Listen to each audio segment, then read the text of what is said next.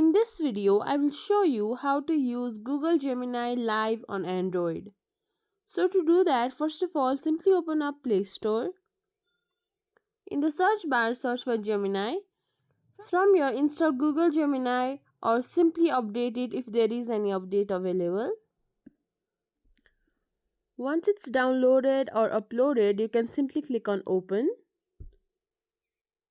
So to use Google Gemini live on Android, what you'll have to do is simply click on this voice note type icon right beside the microphone icon.